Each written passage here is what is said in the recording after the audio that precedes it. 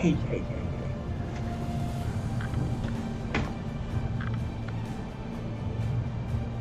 I can totally. The internet can totally see you now. To stop, use your encoder. What in the world does that even mean? Who knows?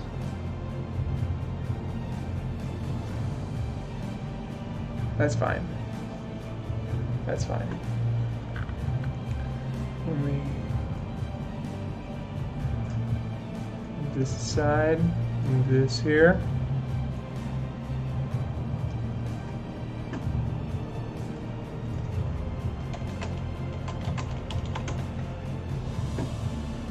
All right.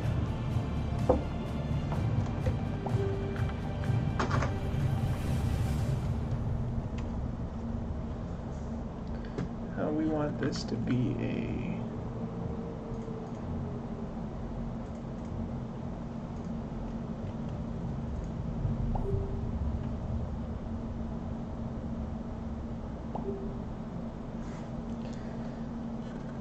here's what we want.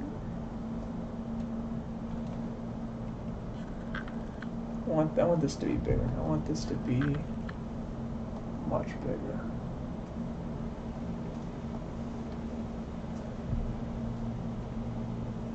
What is this? Let's do...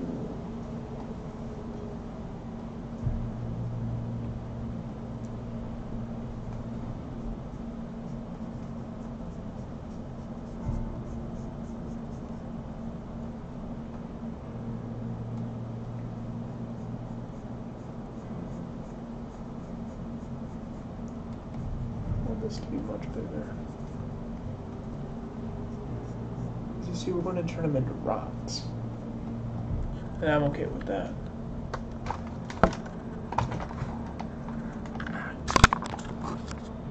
There we go.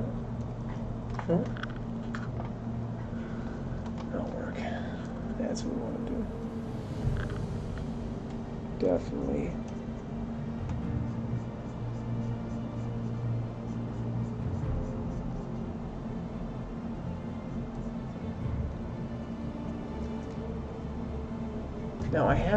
Now this picture obviously isn't mine, but it's just a placeholder for this, right? Now I'm not sure. I'm not. Got it. Got it. Got it. Okay, so I don't want.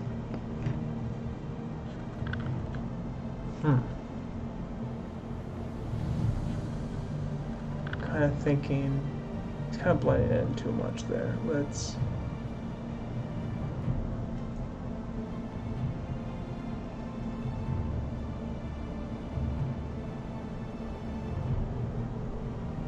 want him to be kind of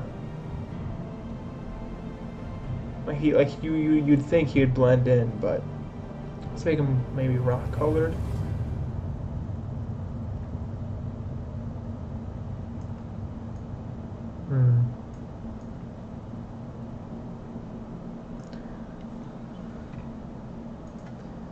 Maybe that. Maybe. No, I'm not totally sure what I'm doing here, so we're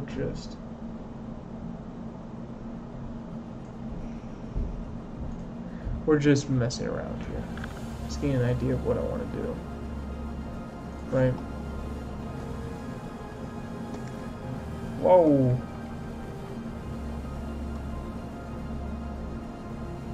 A few extras.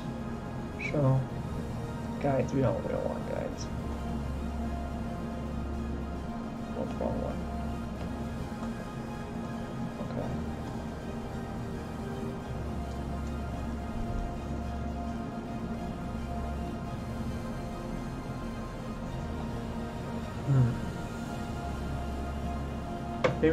Maybe I should develop the rocks more. Yeah, I guess we could do that. I kind of want to do the Viking though. So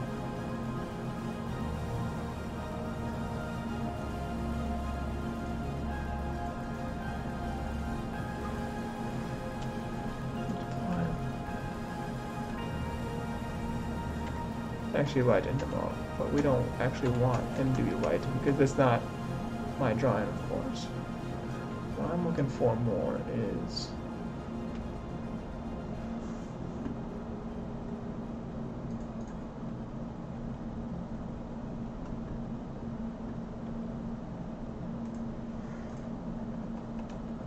white. Maybe I should just stick with this color. Now, let's do hard this one. Let's do this brush.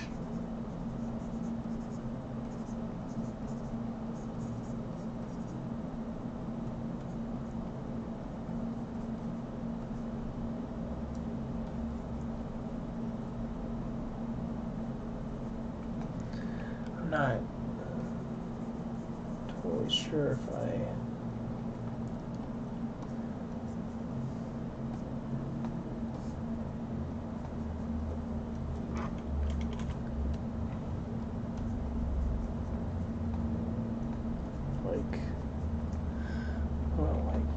so you have to think of what is it that I'm looking for?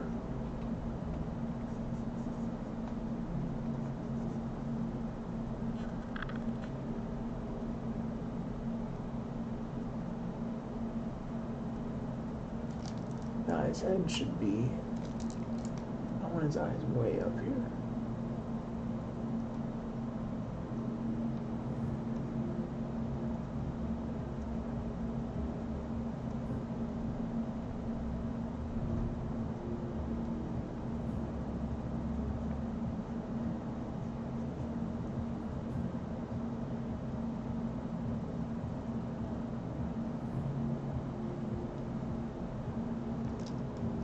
It's gotta make that smaller.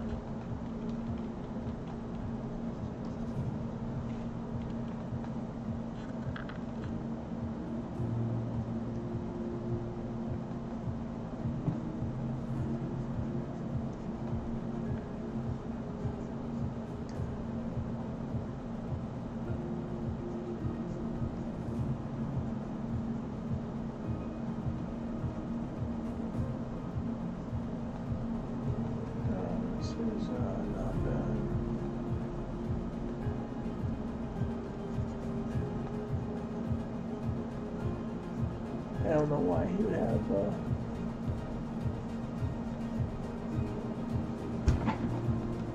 I think he would have like a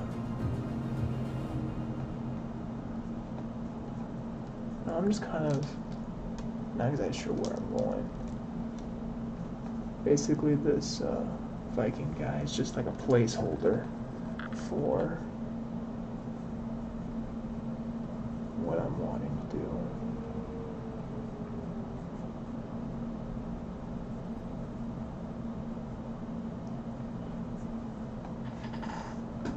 So I'm looking at this thinking,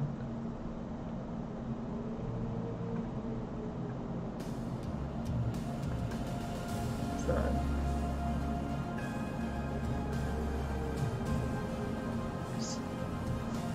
Let's get a good outline done.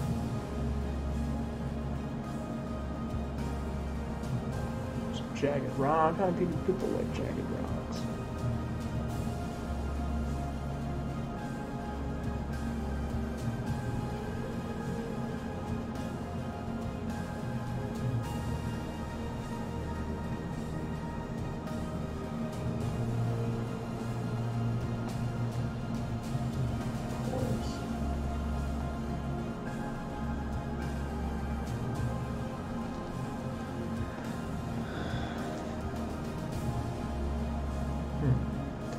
I think there's actually nothing here. Let's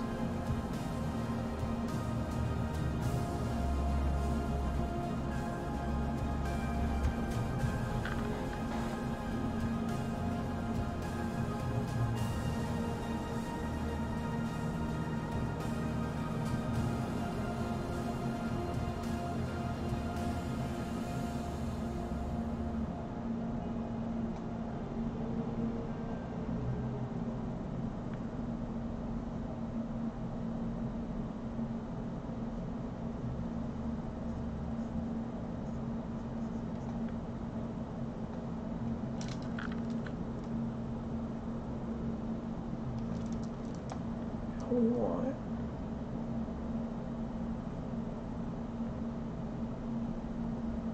I'm looking pretty mean.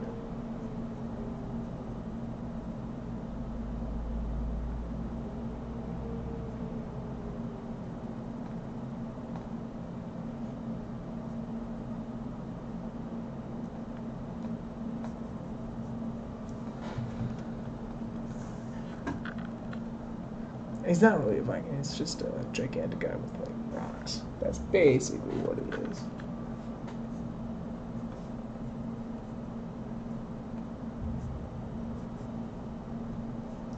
Oh, since his leg is probably lifted right here, right? So, I mean... Oh no, his knee is way up here.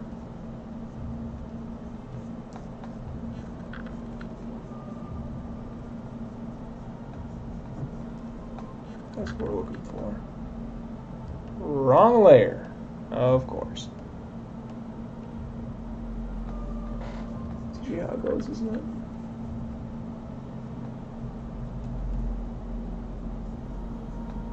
Yeah, I think so. Okay. I wonder. Looks like on this side. It's probably weird.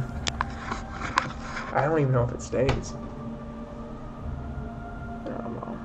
We'll see.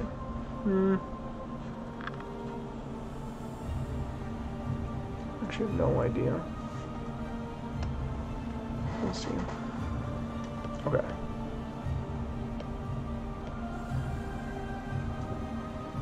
Here it is. Yeah, I like the silhouette that this guy has. So I'm just. I mean, I have no idea who drew this, but I mean, the guy did a good job. So I mean. What's up?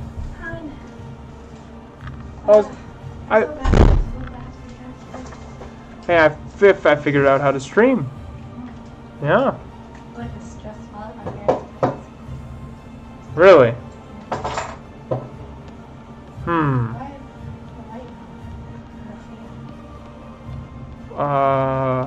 No idea. No idea. But hang on. I don't know, probably on. Alright, so we can probably talk about the stress once I actually stop streaming. Then again, it's not like anyone's going to see this anyway, so I mean, it technically doesn't really matter. So I got a ton of cucumbers and bitter melon and basil. All from his garden? Yeah. Oh. So like you guys should pickle this. Go downstairs and get a jars actually, but I'm like I don't want to pickle them, so I just got a jar, this jar. He's like that's too small to pickle things. Like I'm just gonna make a small thing, you know. I was like I'm not gonna pick them. I more got this so I can get smaller drinks at Starbucks. Not have to get Mentos all the time. Right. Like I didn't even finish my coffee. Is that what that is in there? Yeah. Well, and I still feel the jitters. I'll take some. Okay, so I totally forgot to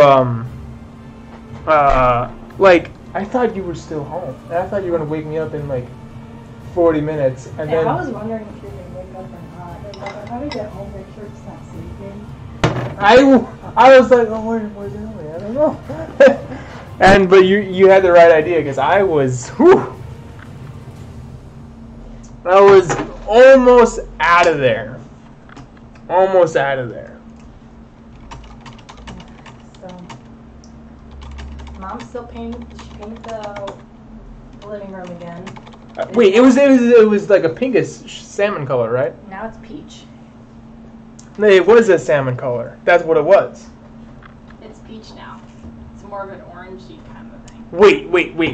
Her original color was orange, and then she went away from that, and now she's back to orange again. And you would never guess where she painted the kitchen door that leads down to the basement. You know that door? The kitchen door that leads down to the base. There is no door down there. Well, the first door that's like before you go down the little steps. There's a door there? Yeah, now there's a door there. There used to not, because there wasn't a door before. Yeah, but they painted that bright orange. What? This was so like shocking to me. And she was like, yeah, like at first I just did it, like I got a little sample as a joke, but everyone was like, we love this. Paint the whole door that. And Wait, so now it's like an art statement. The door is an art statement. Yeah, she's realized that she can't get away from oranges and greens. Like the whole house is like different shades of oranges and greens. That's funny. Wait, so everyone in the house is like, this is great. I mean, I like it because I like brightly colored doors. I just didn't expect my mom to do that because she's usually, more... Conservative. Yeah, more conservative, but this was like bright orange. Oh, boy. She's also started sewing. Like, apparently she called me because she was wanting to see if I had old skirts that she could practice on. I was like, no, I only have one and I'm keeping it. And she, was her thought, why do you only have one? So I don't know where the stress comes in, though. The stress is that she was fighting with Savannah over bras again. Okay, naturally. Yeah.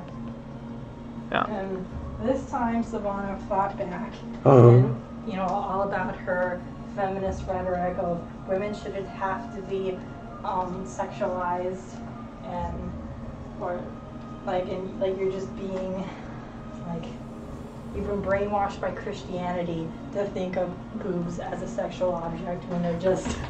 But there's a biological reason. It's not Christianity. Wow.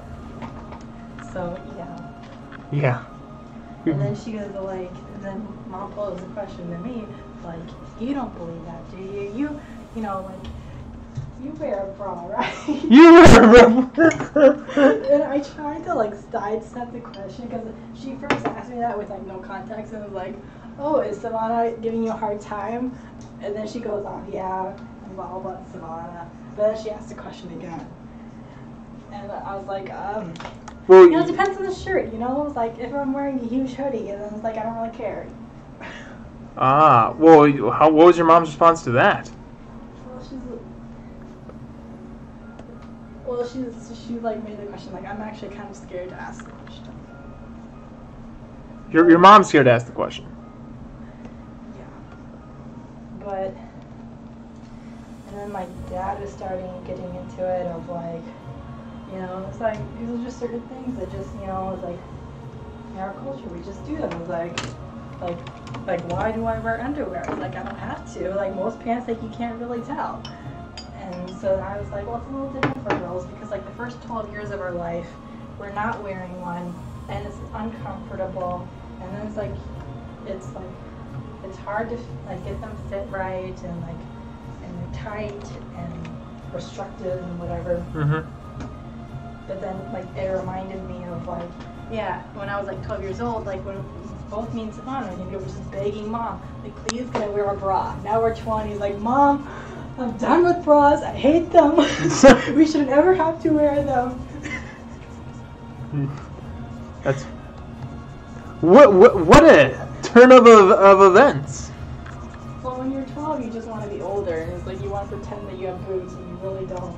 Right.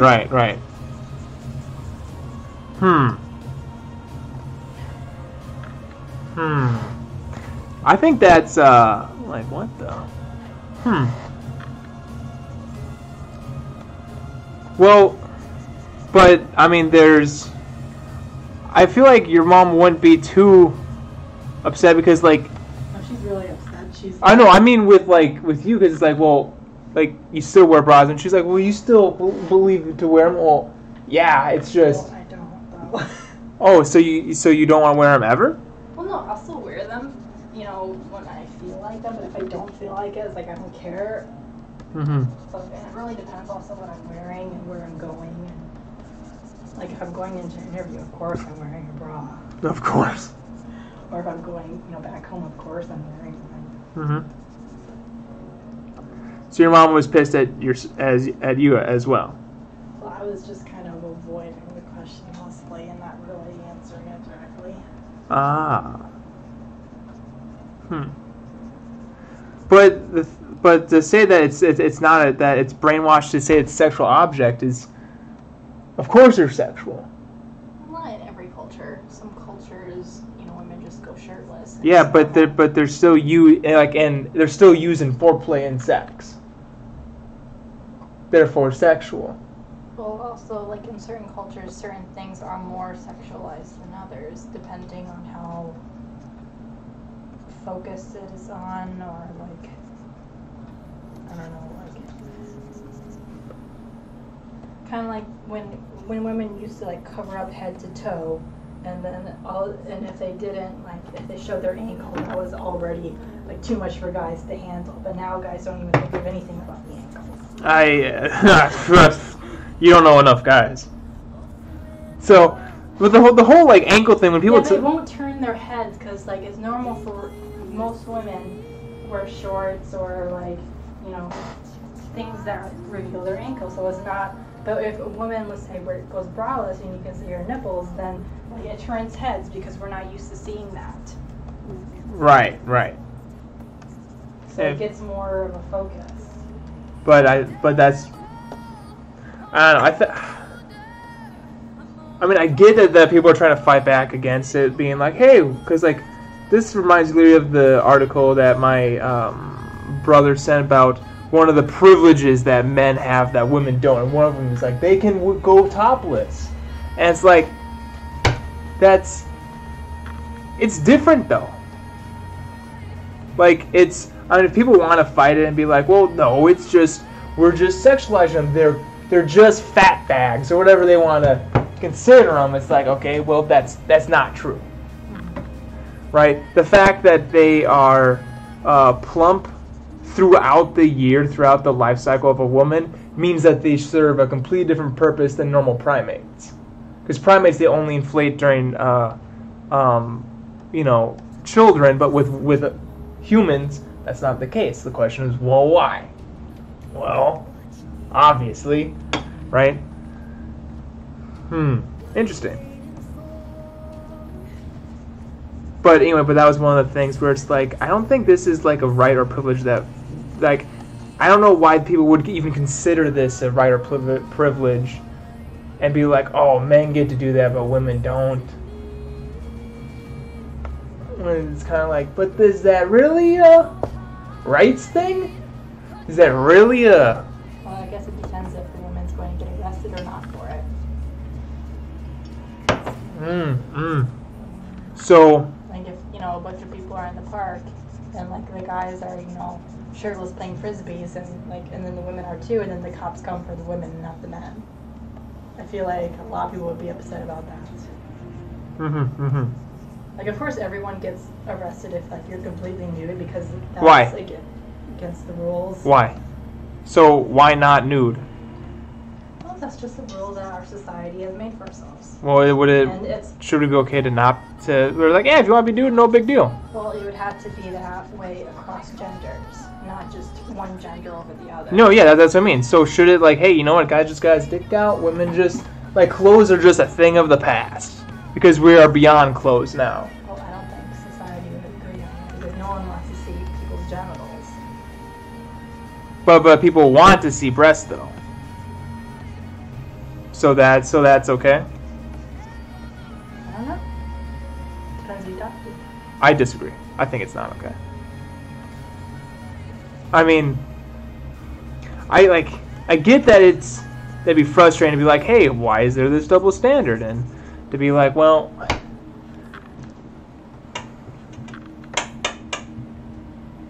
don't know. I guess, like, what other reason besides modesty? But then again, people say, well, modesty is this social construct, because modesty is different for each person. So what exactly is it? Well, I don't know. I was actually thinking about this not too long ago, of, like, what, like, why be against, like, let's say, something that's, like, modesty or whatever, right? And I was like, well, not be against modesty, but why,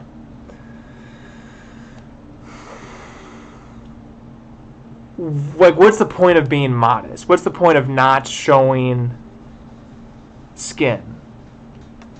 Right? And it's like, well, And she tried to bring you into it. why me? Well, she kind of does this often. Well, what if Taylor told you? It's like, no, you're my wife. I don't want you dressing that way. And she brought up the whole, like, wives have to submit to their husbands. Well, I mean, because that's what I was thinking about. Because I was thinking about, because, you know, when you brought up the whole, like, shorts thing, right? We were talking about, like, shorts and, like, shorts that are, you know, show some butt cheek or whatever. Like, I was thinking, would I feel comfortable if Allie wore that and we're out in public? And my first reaction is no, I wouldn't. But I thought, well, why? And it's like, well, because it's, once again, that's showing something that's more sexual. You might say, well, hey, butts aren't sexual. Butts are obviously sexual. Everyone likes butts. The whole thick women phenomenon, I mean, come on now, right? So it's like, okay, well, then I thought, was that something that is, what, appropriate? I don't quite know, but I was thinking, well, why do I feel that way? And if I were to tell Allie that, she'd be like, nah, screw you, I'm doing whatever I want. And it's like, but then again, I feel like that'd be like I don't know how I feel about that either, right? So I'm not really sure what because I guess to me it's just a train of thought of like, okay, so we're getting more and more, so we're wearing less and less clothes as a society. Is that a good thing? I don't know. I guess this would be where, like, what's I was trying to think of like a non-Christian reason, right? And it's like, well, from an evolutionary standpoint or a Darwinian standpoint, why would it even matter, right? Why wouldn't we just be naked all the time if it's hot out, right? If we're no different than monkeys, but we're not, and God mentioned for us to be covered, right? To not be naked, right? And that's not like a, what is this? Why is it? So, and since God didn't want us to be naked, because he's like, hey, how do you know you're naked? Well, you need to be covered now. It's weird, because it's like, since you know you're naked, you have to be covered. Which is interesting. Like, well, why is that? So I'm like, okay, well, maybe men being shirtless is too much. Maybe men shouldn't, right? Do we actually have to obey to a higher power? Well, I don't know.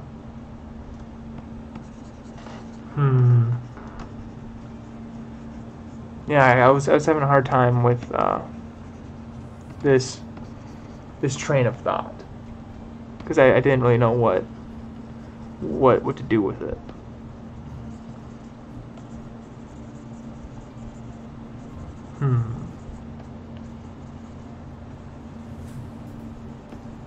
Because I know you have the attitude of you're gonna dress however you want to dress, right? That and that goes. Yeah, but technically, like, I have like my own like standard of what I'm comfortable with, like. Right, but that you could say that changes with rhetoric, right? Like, what you think's okay now is different than what you thought was okay years ago. I'm assuming, I have no idea. Actually, I have no clue. If you thought what's okay now is different.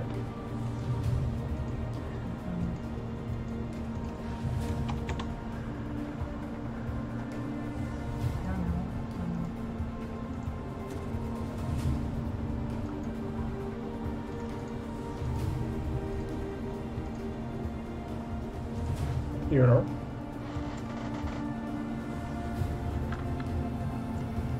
Like,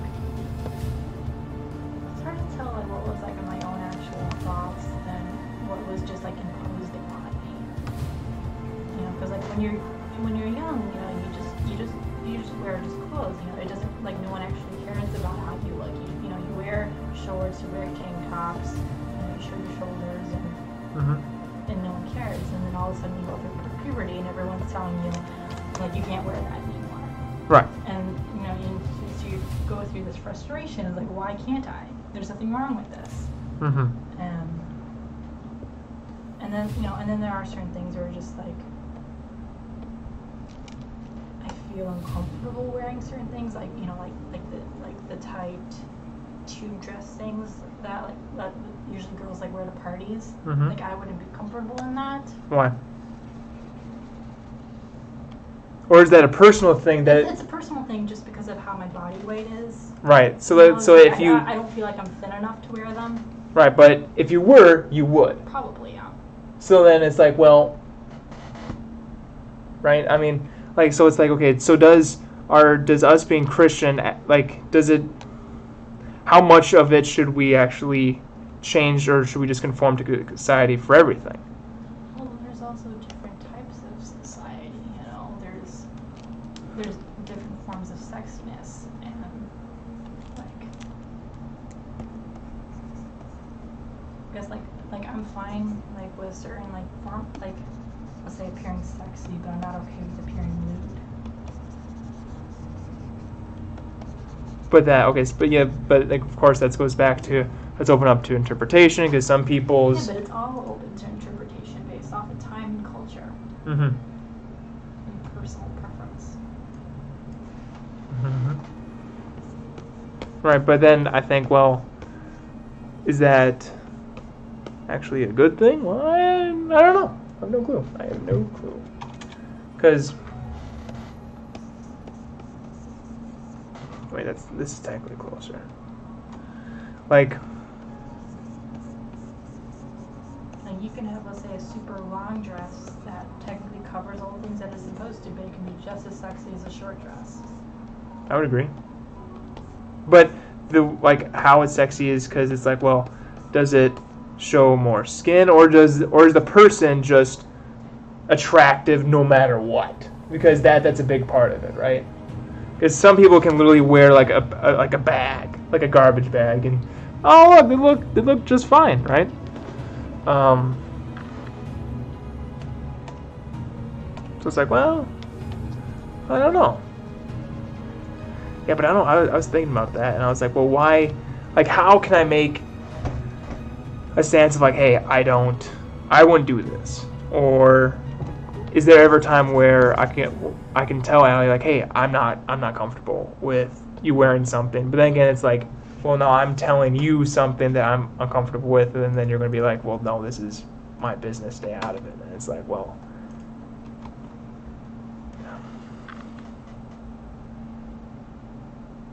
because I think what's the limit?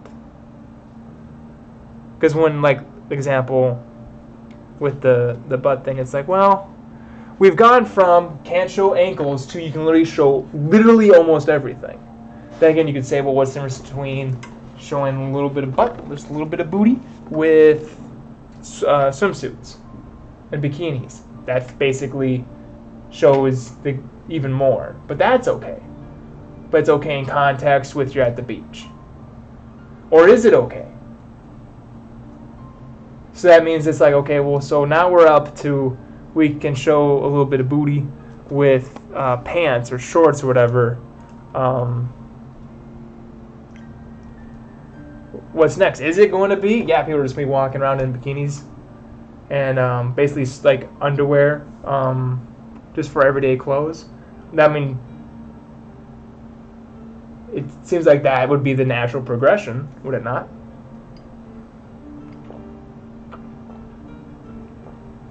And is that okay as a society? In certain places, kind of is, but most other places, it's like too cold to do that. That doesn't change the morality of it, or if it's actually good or not. I'm saying, is that something that our society should do? You might say, well, it's too cold to do it in Minnesota. Not in summer. California, you can do that all the time. Right? Is that something that we want, well, like... What bad is actually happening if a lady wears a bikini instead of a shirt? That's and the she's question. walking around like a town by the beach or something. That's the question. What is? And I'm like, I don't know. I'm not totally sure. That's what I'm thinking about. I don't know. Is there anything? So if the thing is like, well, what's actually bad? Because God says to be modest? Well, that I would say that's not modest. That's my opinion. So now it's like, okay, what does God consider modest? Does that actually matter? As a Christian, I would want to say, well, it comes from God, so obviously it does. Obviously. But now we're saying it doesn't, and we're saying that, well, it depends on the culture. And it's like, again, I'm caught between the, like, God's got his standard, and there's the world. And we're not supposed to conform to the world in, like, every aspect of our life. So, I don't know. Like, I don't know. What? Because technically, I guess the only thing to say would be like, of course, nothing bad actually comes of it, right? Isn't like nothing actually happens, you know? But is that okay? Because if the response is, well, does anything bad happen? Then it's like, all right, well, is anything bad going to happen if you're completely naked? Then what if our daughter's like, hey, like, let's say we become so progressive that our daughter, who's in her like 17, 18, is like, yeah, I'm not going to wear clothes anymore, and it's because people now decide we don't do clothes on hot days. And I'm like, ooh. You've reached checkpoint 1 of honor level 4. Nice. I don't know. I don't think that would happen. But because like people like have a natural like shyness of their certain body parts. That can be taught out of people. Like to say, oh, that won't happen. It's like, okay, well, let's talk in the theoretical about this idea. Like, how much skin's okay? And we say, well, and then if your argument is, well, what bad does it do? Okay, well, what bad does it do to be completely clothesless? If someone's completely comfortable with their body, why not? So then a bunch of attractive people are like, hey, I can show off my body, why not? Then a bunch of ugly people are like, or I would say not ugly, but let's just say a bunch of super fat people, but they're like, body positivity, right? I don't know how that would work with like gigantic, like obese people, but like, and then you say, well, that's not okay. Why not? So then that poses. Yeah, but it's using like extreme arguments that like, using that same argument, people like back then could have said, well, if you show the angle, then what's next? The whole body. Therefore, you should not do this one step up because of this extreme thing that could happen in the future because of this one little thing that you're doing. But that's true, though. But it's not. But that's like we're basically at like string bikinis, though. So to say, oh, if we show a little bit before we know it, people are going to be nudists, and now we have nudist beaches, and then, then people can basically get away with the minimum amount of clothing as possible. So to say we can't look at the extreme example, that would never happen. If we went 100 years ago and showed them pictures of people now, they'd be like, oh my God. Right? Or those gay pride parades where they only have like this little thong on and they're like, that's it. So to say, well, that would never happen. Well, it has. Right? But it's not in our particular conversation. I don't understand. What do you mean? Because when a person is advocating for more flexible modesty, and then you go and deny them that because of some extreme example that they're not even advocating for. It's like you're arguing against someone who doesn't exist. Like they do exist, but not in this reality, right? In our reality. Okay. In our sphere. That's kind of like what the lady did to you. Like, oh, you hate women. It's like, of course not. Yeah. It's like I can take this the same way. It's like, oh, you don't want to dress like that? You might as well put me in a burqa. You want to put me in a burqa and lock me in the room. Of course, that's ridiculous. Yeah, but that's the same argument. Saying to put you in a burqa? Saying, oh, you can't do this because that's the next step up. Mm-hmm. You putting, let's say, you suggesting that there should be modest rules. Like, I can take that to the extreme of, like, you know.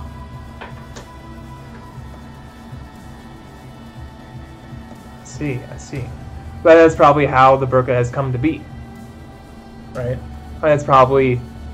Right, but that would be disrespectful towards you to make it seem like that's what you're doing. Mm-hmm. So then I guess the guys I just have to then look at, okay, so is my thoughts on this then just because I've been brainwashed by Christianity and my, like, is that what it is? Am I just misinformed and backwards? Is there such thing as modesty?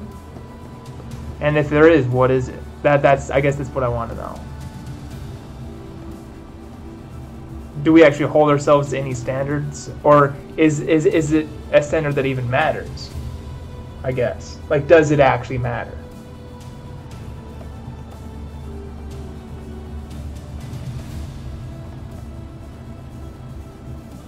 What do you think?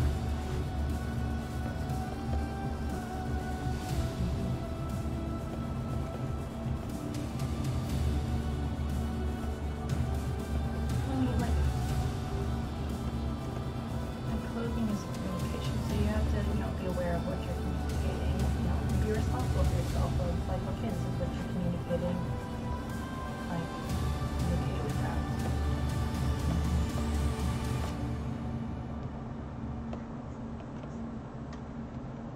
What do you mean?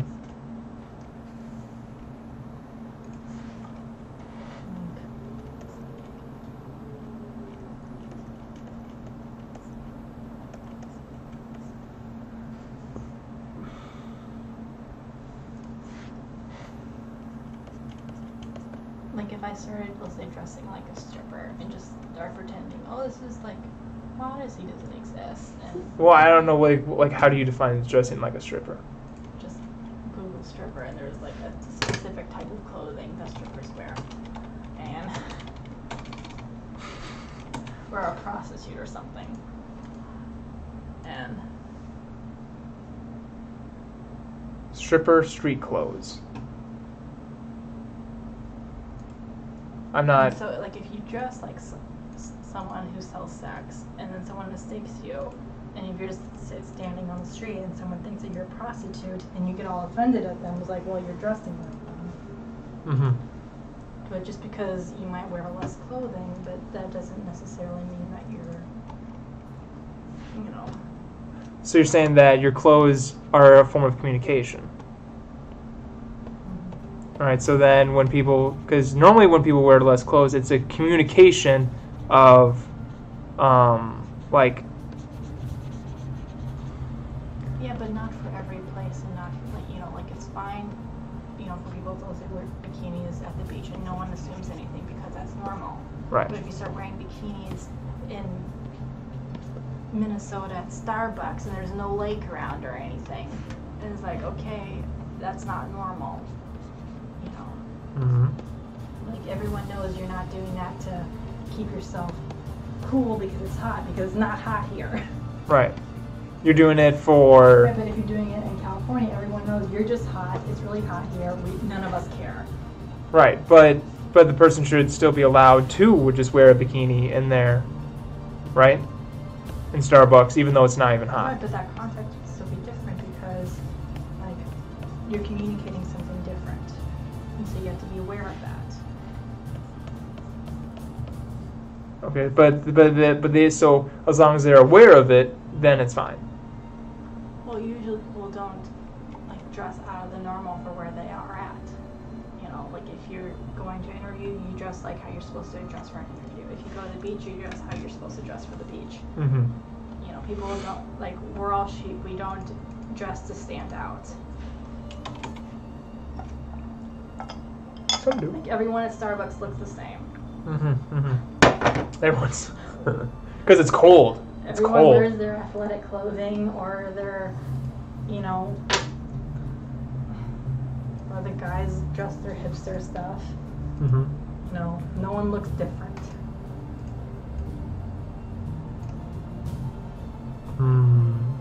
Like if I was to go to Muslim country, I'd probably be wearing hijabs and stuff. Do I wear hijabs here? No, I don't. Yeah, I'd be like, hey, look, I might want to cover up a little bit. We don't want any trouble. I would never wear a bikini, you know, to one of those places because you know it's not the proper place for it. Nope. But you know, if we go, you know, like when I was in Florida with my, you know, brother and sister, and we were, you know, we visited the, you know, the beach, and we were walking around town. Like I was wearing like a bikini thing all around town. Did I care? No, because like that was the proper place for it. Do I do that here? No.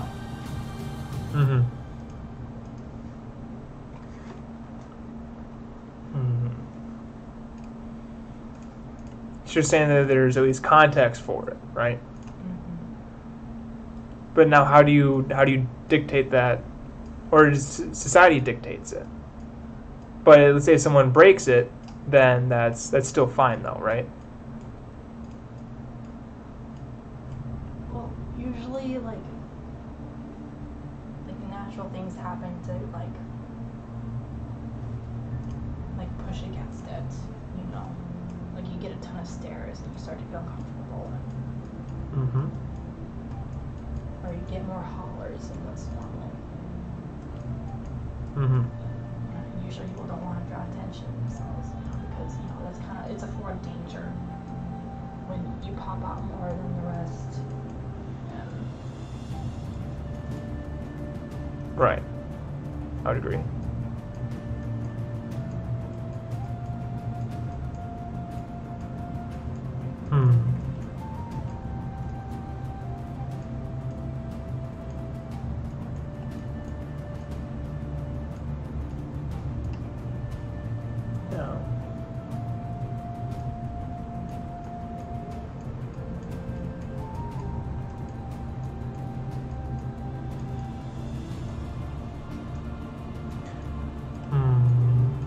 So being shirtless then is something that. So then, do you advocate for women to be able to go shirtless then? Just like men? I don't know. I don't really advocate anything. Like if someone does, I don't really care.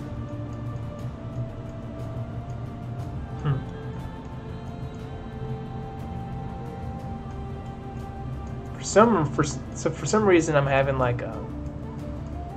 Isn't it indoctrination? Because I'm having like kind of like a. I wouldn't be. That's not okay. Now I think, well, why is that? The only thing I can think of is a religious reason, but that's not good enough, is it? Or is it? What do you think?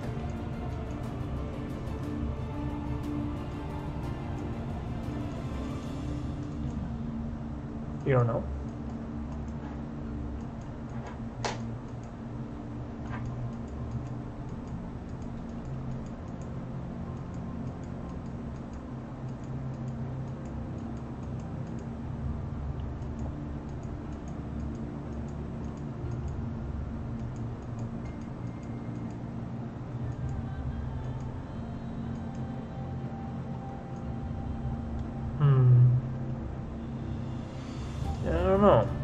Like, I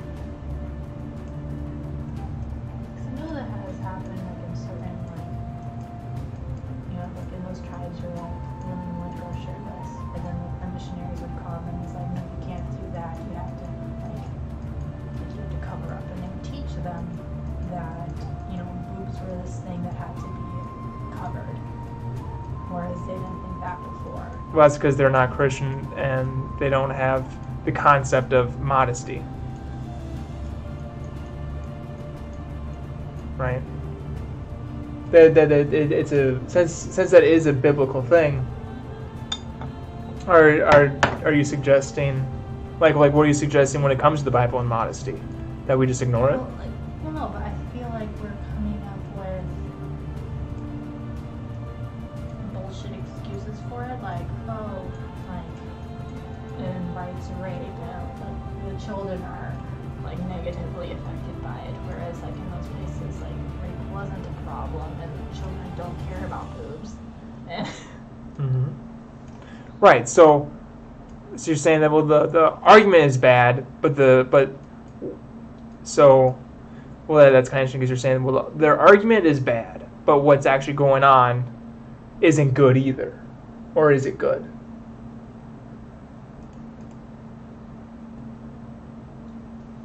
By biblical standards. Like, do you think, like, is it something that God would be okay with?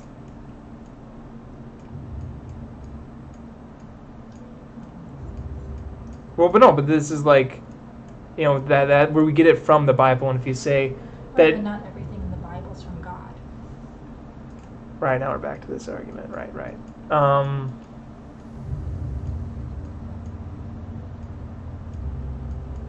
Now we're back to how can you create morality?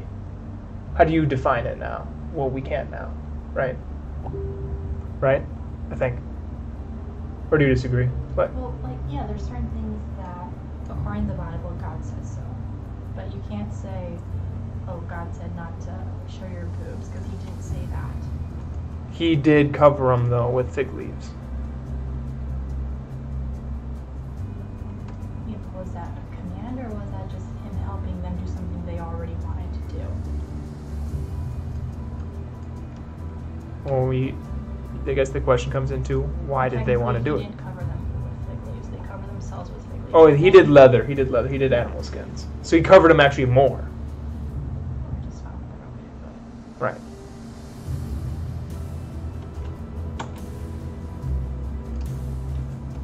So then there isn't a moral case for it. Because if we say, as a Christian, we should be modest, but we can't believe the Bible. So I can't say one way or another. Now it's like, okay, well then what's the point of even having the book? What's the point of even being Christian if we can't believe it? Or we can't make it say the things that it's not saying. Right. And you can't pretend that everything in there is God said. Mm-hmm. True. You can't just say God said be modest when Paul said not to be modest. He said to be modest, not to be modest. Yeah, to be modest. Yeah. So then we just take it and be like, all right, that's fine. Yeah, it's like, but I'm not saying it's a bad teaching. It's still a good teaching. For like, Why? Why is being modest good? so you're not taking to be. Because like, when a woman portrays herself as immoral, then she gets treated that way. You know. But that's just a cultural thing. How she dresses, cultural, right? Well, there's certain every single culture, like throughout history, there are certain women that were designated whores. Right. You know, and then they have to dress a certain way to get more of that attention. And so everyone knows, like, when you dress a certain way, you're purposely trying to get that type of attention. And then there's just certain, just more like natural, sexy looks that it's sexy, but it's not adamantly asking, like, please give me sexual attention.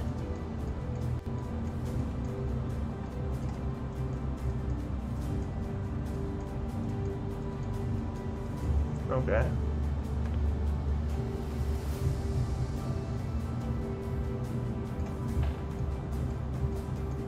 So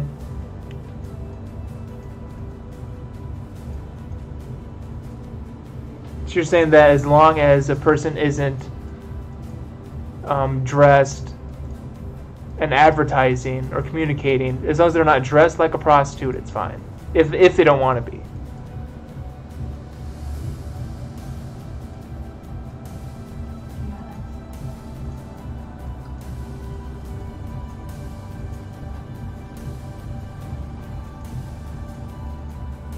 But doesn't that change though?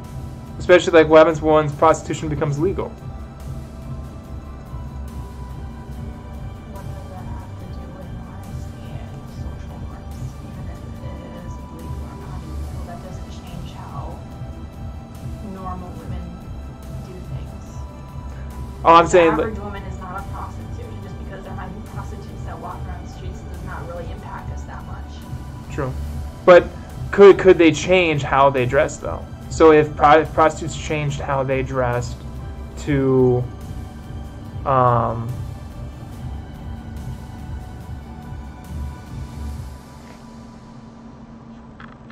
like, because you're saying that, hey, as long as someone doesn't say, hey, I'm a prostitute, it's fine. But what if prostitutes change how they look and they look like everybody else? But they don't. They don't. You're right, they don't. Like if they started wearing burqas, it's like, oh, we can't wear burqas now because that's too it's too sexual. The prostitutes are wearing it now. It's like a mystery box every time you open it. It's kind of like a loot box in video games. What are you gonna get?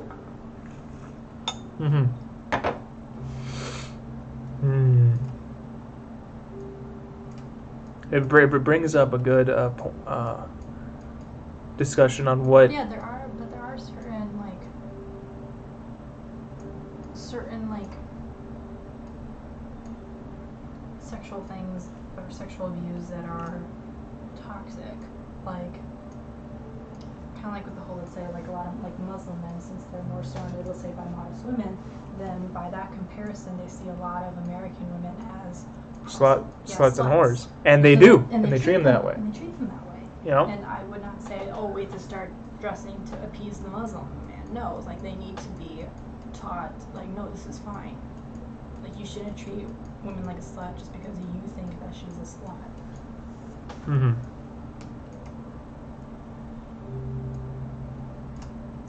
I don't know how well that's going in Europe. Is it going well? I don't know.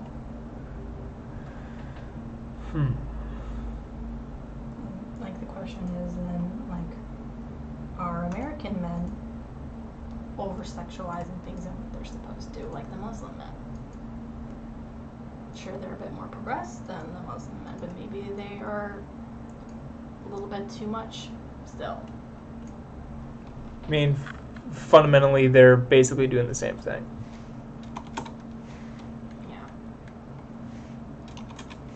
But then it goes into like, well, how much is... I guess you'd go to, well, how much is sexualizing too much? Then your response would be, well...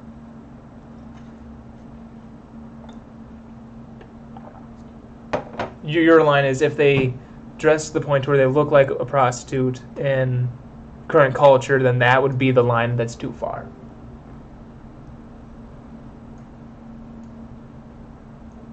Like, even if, they do, there's still certain, like, male responses that would be over the line. Like, sure, like, let's say a mistake happens and, like, you could, like, go up to someone's like, hey, like, how much?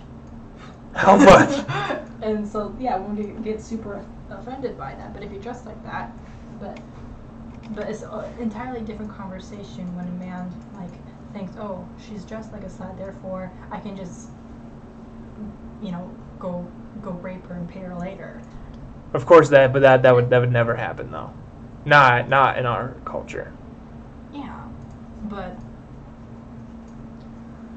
I forgot the point I was trying to make.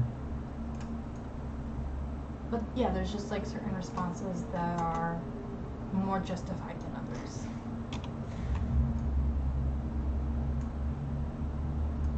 But let's say if you just went around to normally dressed women, it's like, how much? It's like, what's wrong with you, dude? Why are you sexualizing normally dressed ladies? That would be a problem.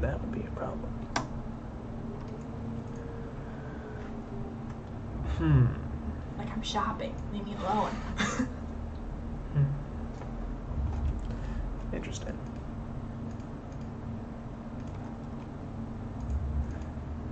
I wonder if this means that is Christianity losing its footing as a authority, like, or how to live your life, because we don't actually know how to live our lives now, right? We don't know, like, what does the Bible want? What does God actually want us to do? We don't know. So since we don't know what God wants us to do, we don't even try.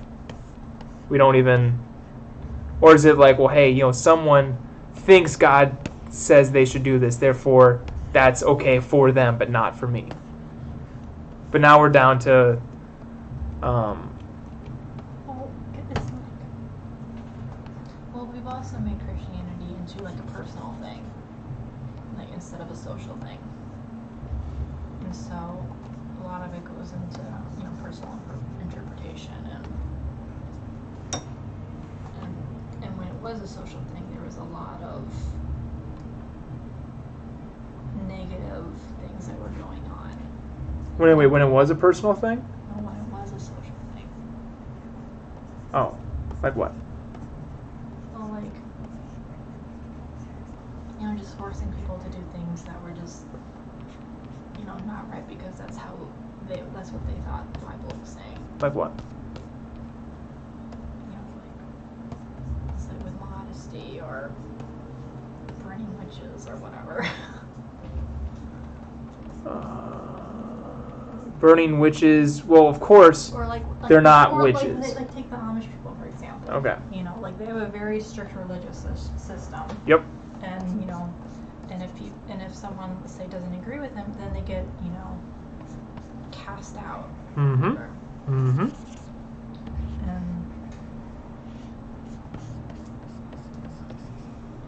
And like, is that necessarily better than a more personal, like, system of Christianity where, you know, it's like, oh,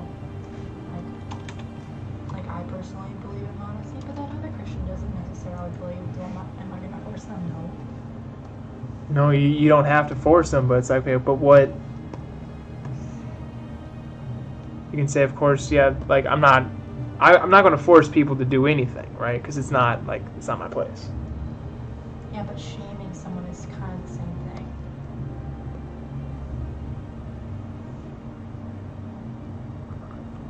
What am I looking for? Let's do this. Kind of like how Mom, like, she has all these beliefs and she believes that since it's her house and her roof, that you have to follow these things, you know. Mm-hmm. Well, technically, it is her roof, so she gets to make the rules, though. Right? I mean, that's kind of what you get when you get your own house. Yeah, but there are certain people that are a bit more dictator-like with their rules. Dictator.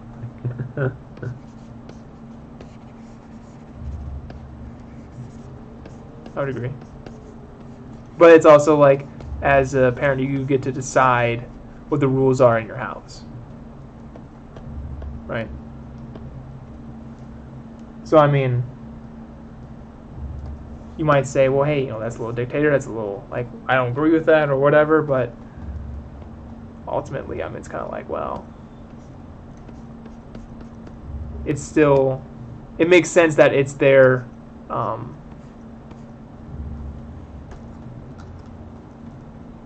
like, whatever rules they make, crazy or not crazy, it's like, it's your place. You get to do that, right? Or no? Well, of course they do, because it's their house, their property, right? Not saying that it's all good, right?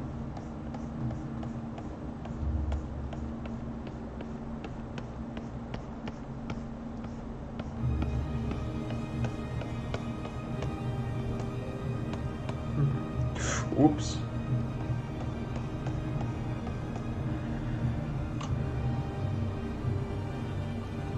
It's kind of hard to tell what it is. That's fine. Modesty, huh?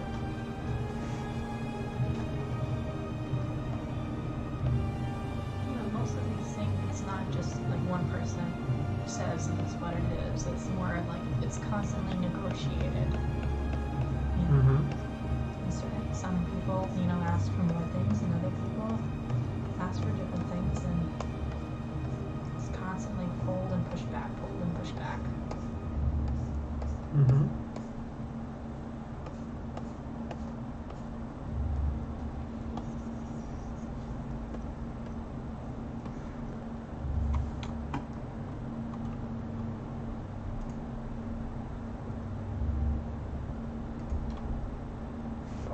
Pushback, huh?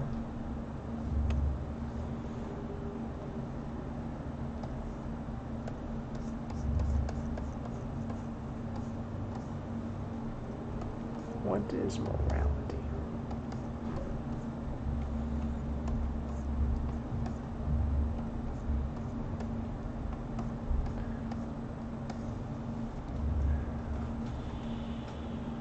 I'm just trying to think, how in the world am I going to like if I have a kid that is dressing that I think is like, that's not appropriate.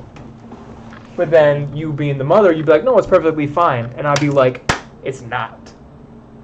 I don't know. I would say negotiate. So then what, like Have a conversation about it. Like, what are they actually trying to do by dressing that way? Like, do they actually have a good reason to?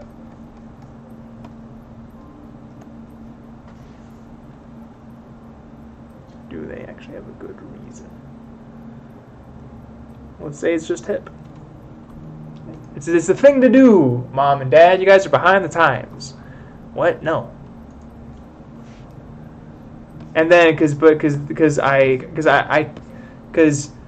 parenting now, I can't say, well, God's got a standard. Christians have a certain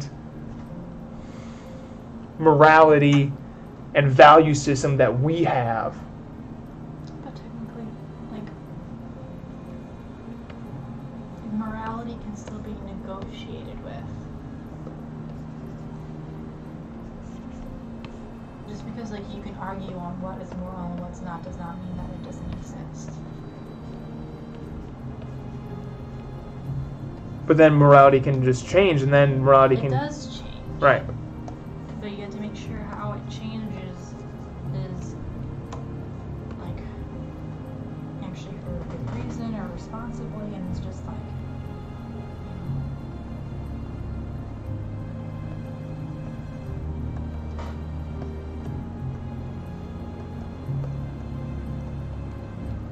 But you said a good reason, but someone might say, someone wants to do something, and you might say, well, that's for a bad reason. But someone said, no, this is a good reason. And then you say, well, where do we get our morality from? What source and wisdom do we get it from? We can't use the Bible now. So it's like, well, where do we get that from? As humans, we can always kind of tell what for the most part things seem good and bad, and what actually has a good consequence and what doesn't. Kind of like with me, with negotiating whether or not to wear a bra. Okay, so the reasons to wear a bra versus the reasons to not wear a bra. Which one outweighs the other? Mm-hmm.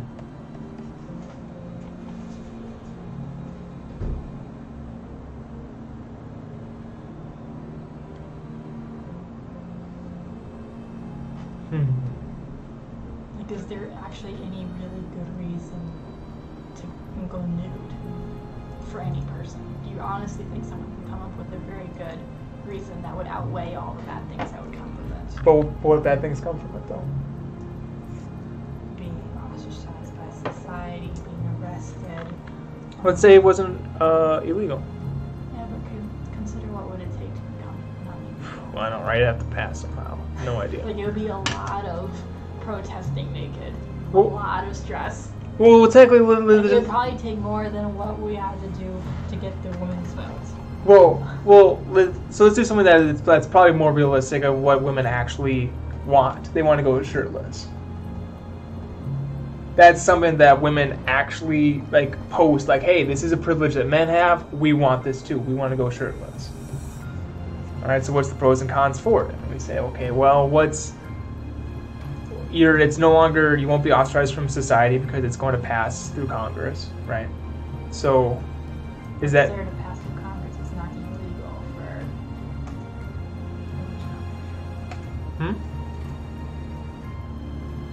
No, what did you say? They're not trying to get it passed through Congress because there's no law against women to not wear a shirt. It's just...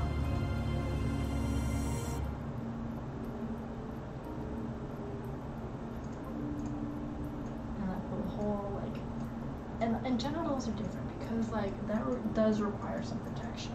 It's like you don't want your body juices just flowing all over the place, and it's a lot easier for just someone to stick something into you. And you don't want that to happen. Right. Whereas, like,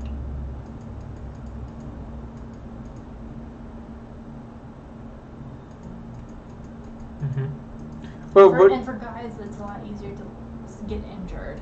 So the guys wouldn't want to do it either. So it's like, I don't see anyone really wanting to do that for everyday life. I agree. Complete nudity is probably too far of an example. The only thing that would probably happen is beaches would probably become nude beaches if. There's already nude beaches, and right, a lot of people go there. Right, because creepers are there, right? So, but that's why I'm saying let's stick to a more realistic example, which would be shirtless. Okay, so child wants to go shirtless because it's now women now got it. It's like, hey, people no longer think it's taboo, right? And you're okay with that.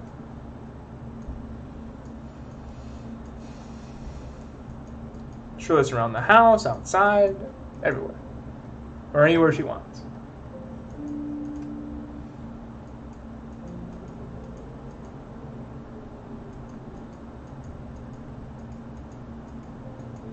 What's your limit? Because let's say I think that's probably a high probability that's probably going to happen eventually, since they keep pushing for it. So yeah, what would you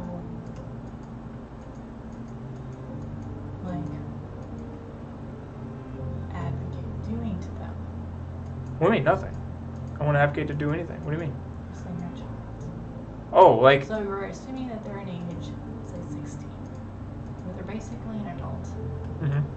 So you can either, let's say, have a conversation with them and negotiate, and it's like, and maybe hear their side, and then have them hear your side, and try to come to an agreement. Well, what would be our side? Well, of course, I'm not, comfortable with, ladies going shirtless. Why not? That's just my personal preference. So a personal preference is enough reason to not like something. For a lot of things, yeah.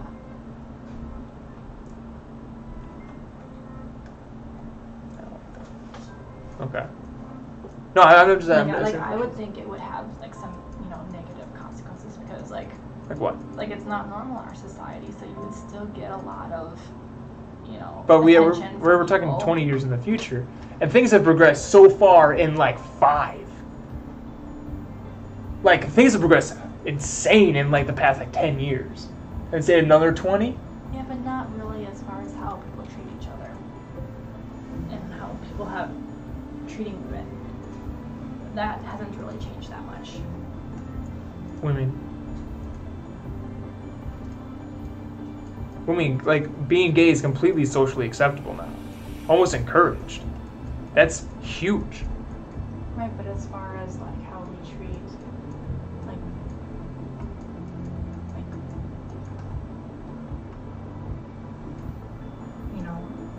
men that we deem as sluts. But we're not talking about sluts. We're just talking about women just wanting to go shirtless. Right, but right now, that's considered extreme.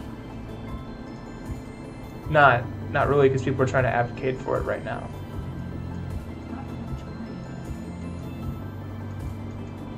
And sure, a lot of women might advocate for it in words, but would they actually have the guts to do it? I doubt it. Oh, so you mean this is how they're women should go for the draft. Okay, you're in the draft. Yeah. I don't want to be in the draft anymore. I don't believe that many women want to go shirtless. Too many of us are way too shy to do something like that. Mm-hmm.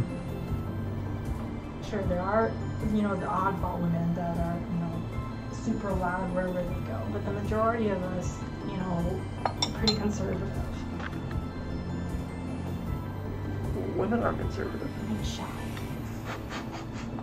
Yeah, there's a difference. Yeah.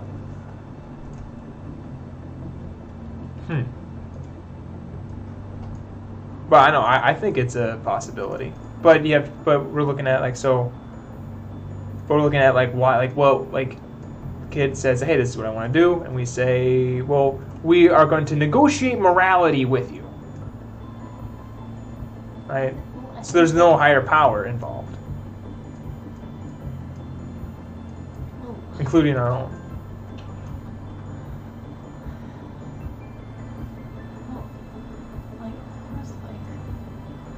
We believe God exists and that He has like a moral standard, but as far as like the details of that moral standard, it's like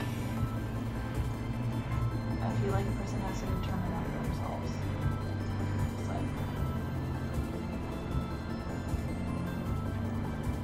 People can come with some crazy determination. People like they can just justify anything they want, though, and we know because people do that. yeah, but any like normal person with a normal brain that has a semi like normal family structure, they don't just come up with weird things out of the blue.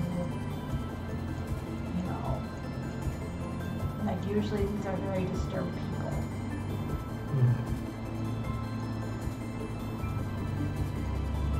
Because I'm trying to think, like, how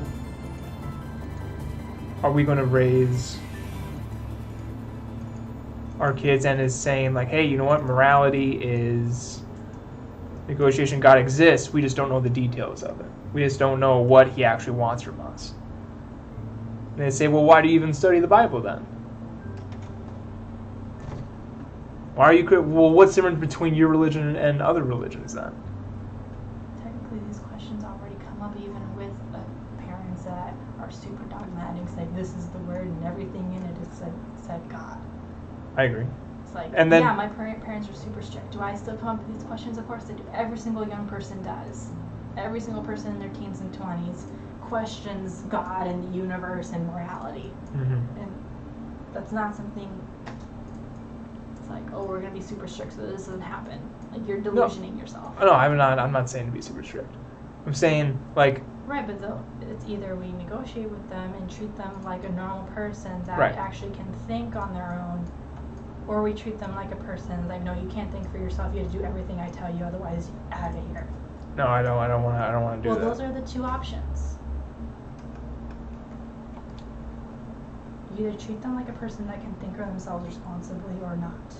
Right, but I'm trying to get to what our, like, let's say our negotiation, right? So if we're negotiating, what's our negotiation going to be? That's what I'm asking. What's our, like, what points are we going to make for this negotiation? I don't know. This is going to be like 25 years in the future. Like, who am I going to be at 45? I don't know. I don't know either. Change somewhere. Like, to me, the conversation I'm having now is so different than what I had 3 years ago. How so? How old was I 3 years ago? 20. So, like, how come this conversation is so much more different than your older self or younger self? Because, like, I don't know, I had different thoughts, different questions, I came to different conclusions, and I moved past certain subjects.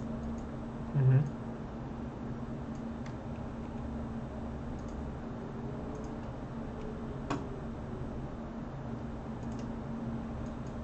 new information always comes along.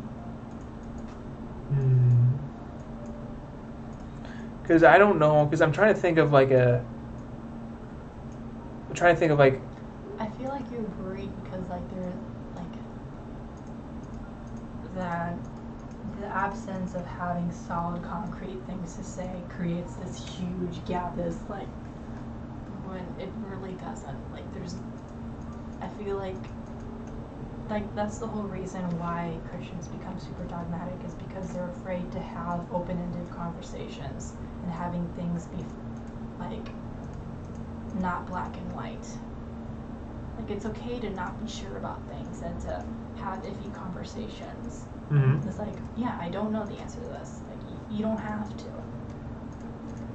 I do not know the answer. Like, and a lot of people just want to pretend that they have all the answers so they can tell people what to do. And, you know, like, it's very easy to control people when you know all the answers. That's true. That's true.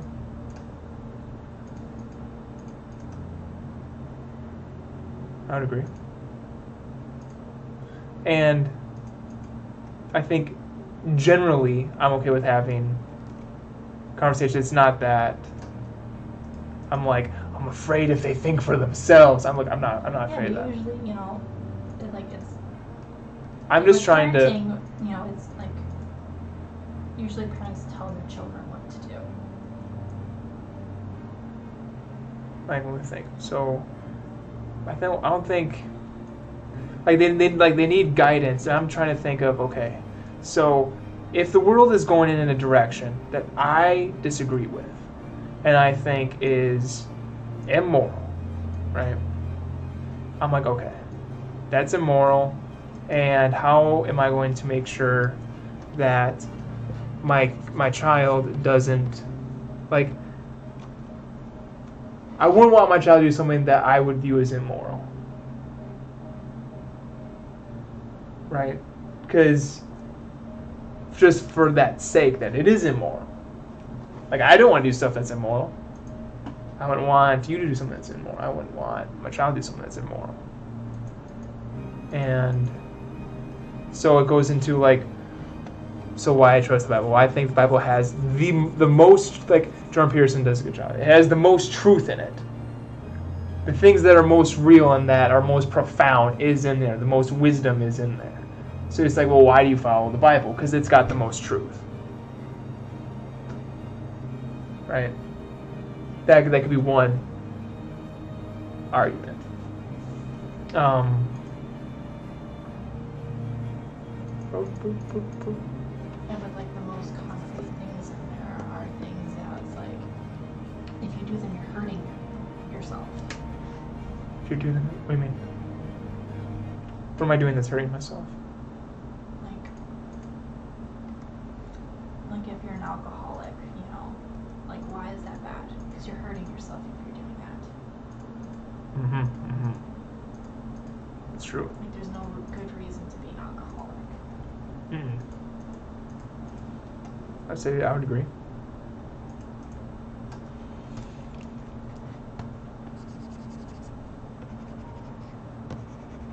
And we can come to rational conclusions for that. Like, but they might say, well, there's no problem with being plastered or drunk, though. Well, I mean, there is, but most people in the country do it, which is true. But how can I? But say, well, no, you shouldn't do it because it's the problems. It's a slippery slope. You become a drunkard, right? Then they might say, well, hey, lots of people do it and they don't become drunks. Hey, that's also true. There's a difference between warning a person, like if you do this, bad things, could happen. Yeah. Whereas, like if you do this, you're a bad person. Okay.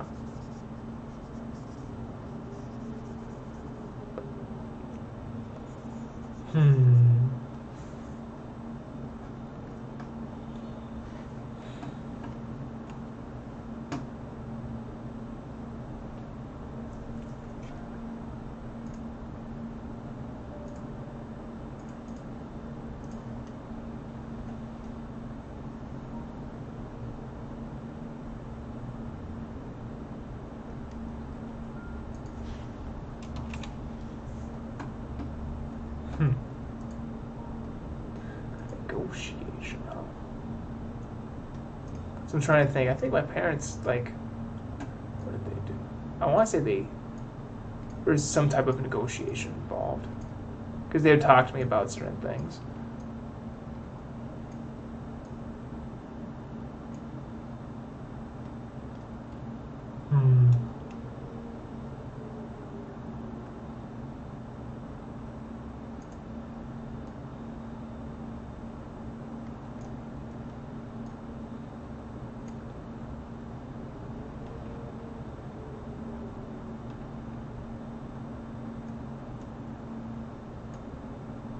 Interesting.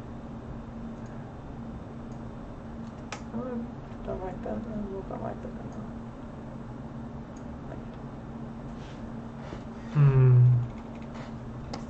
Trying to.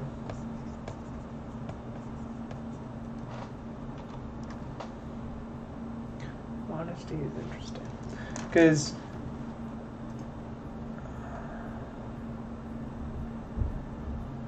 Because of course you wouldn't want to say that, oh, my kid's a bad person because my daughter wants to go shirtless, and that's the thing that's going on,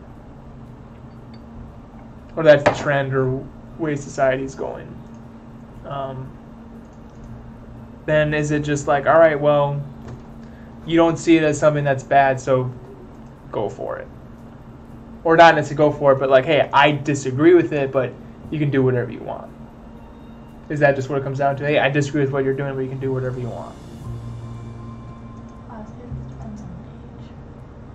16, 17, 18, So 16, 17, 18. I feel like by that age, like, they are who they are as a person. Like, you've done all you can to form them as a person. Nice. Kids are so malleable. If that was true, then kids wouldn't be as malleable as they are until they're like 25, right? Yeah, but I feel like People no matter change what with you time. say, but I feel like the time for the parent is over at that time. I disagree. You see it because kids will have certain morals, values, and systems that go to college, and they completely reject them. Well, Which just means like they're still impressionable, which means they still need their parents for guidance, right, even but will then. they get that from their parents though? Like, there's only so much that you can get from your parents up to a certain point. I disagree. I talk to my pops all the time throughout growing up about stuff. That's different than him parenting you. He's not parenting you anymore.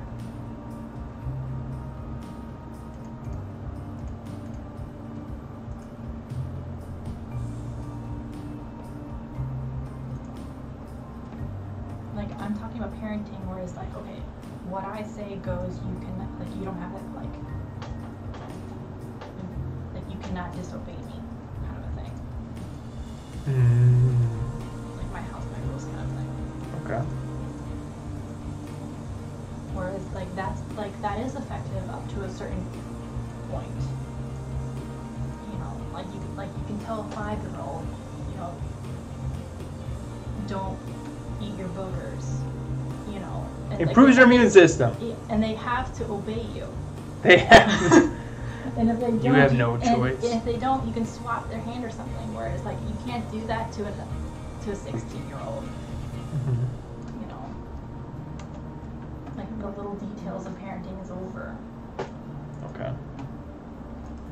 Like, in a 5-year-old, you tell them when to eat, what to eat, how much to eat. Right. I would not do that for Exactly. a kid that's older. Like once they hit teenagers years, I don't have to tell you what you can and shouldn't eat. You should be able to make good decisions Right, but on your there's own. certain ages where you tell them everything about their life. Everything is dominated by you.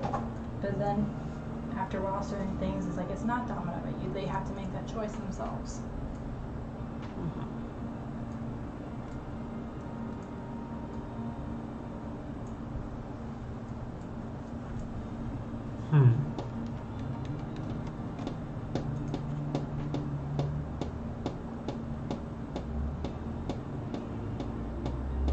If by the time they're 16 they don't know that eating a ton of candy is going to give them a stomachache, then, like, I don't know what else to do. Yeah, like, you're hopeless. I don't know what to do for you.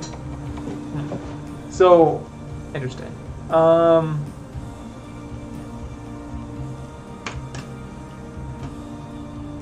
Yeah, certain things are a bit more complex, like dating, for instance. Like, that's a little bit more of a, like, no one really knows how to do that, and usually the first couple of boyfriends, it's a mess, and you get pressured into doing things you're not supposed to.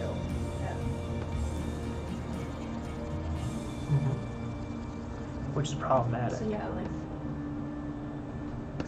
yeah, you might, say to your parents, like, hey, I need advice. Please help me. I got myself into a pickle. I hope they're not dumb.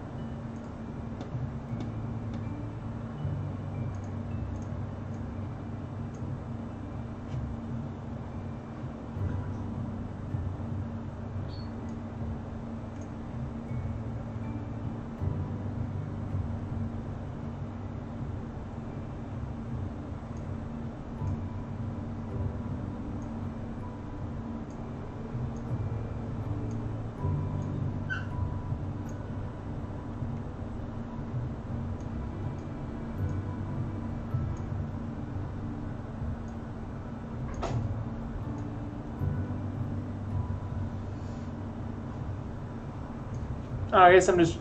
I guess you could say that I'm struggling with the idea of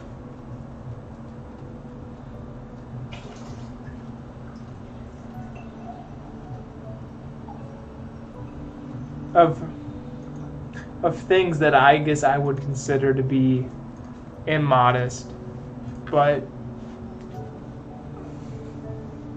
you know, a child or you'd be like, no, this is fine, and I'm like, I completely disagree. But is that okay? I guess you could say, yeah, of course it's okay. But it still bothers me, and then I think, well, how do I feel being bothered? And then just being like, how to be bothered? Because I'm like, I don't know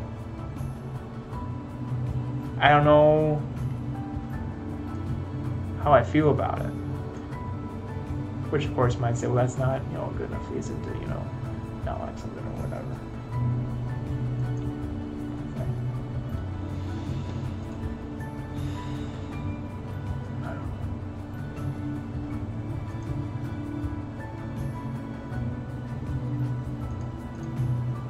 I guess I'm not 100% convinced on.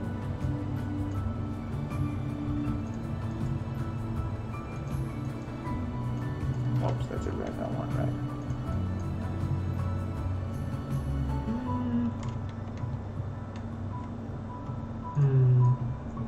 Yeah, I'm not sure. How do I feel? That's okay.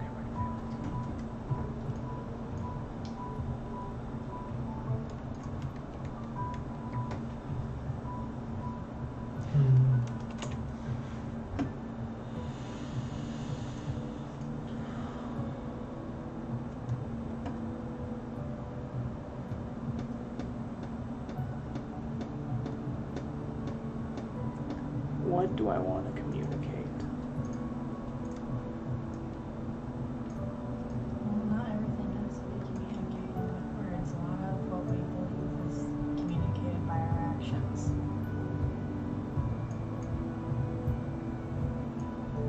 It's obvious that I have some sort of sense of believing in modesty, otherwise I would be dressing completely different.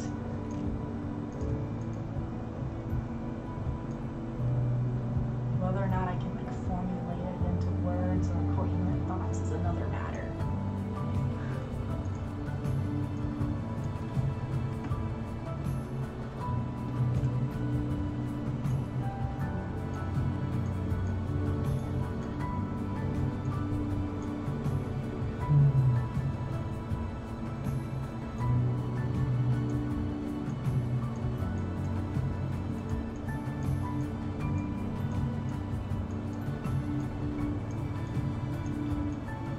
Called a objectivist. Just look at what people do, then you can tell what they believe by how they act, not by what they say, because that doesn't hurt.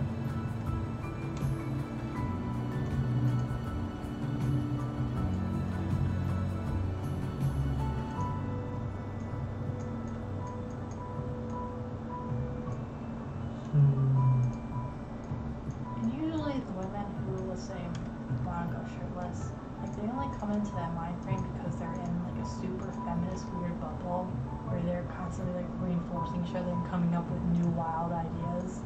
But when you're like surrounded by normal people, you know, you don't all of a sudden go crazy. Like you just all the same, like me and Sana was saying, might not wear a bra all the time. Like I don't think either of us are gonna be going shirtless. Like that's not expensive. Right. What's up? Hi, Taylor. How are you? I'm good. I'm good. Hey, we're headed up to Moorhead tomorrow to go to a funeral. I don't suppose you want to come with. I work the weekend. Oh, you work the weekend? Yep. Oh, okay. Hey, Taylor. Yeah. I was just on Facebook and I was reading Preston's post and I just was reading it now. That I noticed that you were like interacting with some guy named John Holmquist or something like that. Holmstrom or something like that. Yeah. Yeah, Holmstrom. Yeah. Man, was he getting hostile. Do you know him? No. Oh. Somebody you went to school with? Is it, Dad's asking, is it somebody you went to school with? Or? I'm guessing it's someone that Preston knows. I don't know him. He's on Preston's friends list, not mine. Oh, wow, okay. Yeah, I mean, man, he was getting really tipped off. He was, and then he was saying something like he thought you should relax, and I'm going... No, I told him, like, you need to relax, buddy. Oh, okay, good. You told him that he needs to relax? Okay, that was you that said that? Yeah, but usually when you tell people to relax, that's the last thing they do. Yeah, it was kind of funny because I thought he was telling you to relax. I'm going, wait a minute, it sounds like John, he's the one that's getting all upset. Because I was doing a thought experiment, being like, well, like, so the question that Preston posed is, why would we not do trade with the country just because we disagree with the country's morality? I'm like, that's a fair question. So I was just playing around with the idea, but people got really upset. Yeah, I know, and what they don't, I think what the guy doesn't understand, I mean, he was like using the F-bomb on there and everything. I mean, he was cursing at you. I couldn't believe it. I'm like, dude, you need to settle down, and I felt really bad for you because I know how you like to be really diplomatic and fair, and you like to see both sides of things, and sometimes you'll just shoot out an idea just to kind of play around with it. Yep, that's what I do. Yeah, not because you necessarily agree with it, but you're just trying to be thought-provoking. Mm-hmm. And the guy just flipped. I mean, the guy just went off the deep end. If you think that's something, you should see the most recent post Preston did, where this lady said that I think women are second-class citizens. Oh, who said that? So another one of Preston's friends. And then Preston gave a crying face on the response. I'm like, Preston, back me up here. Have some loyalty.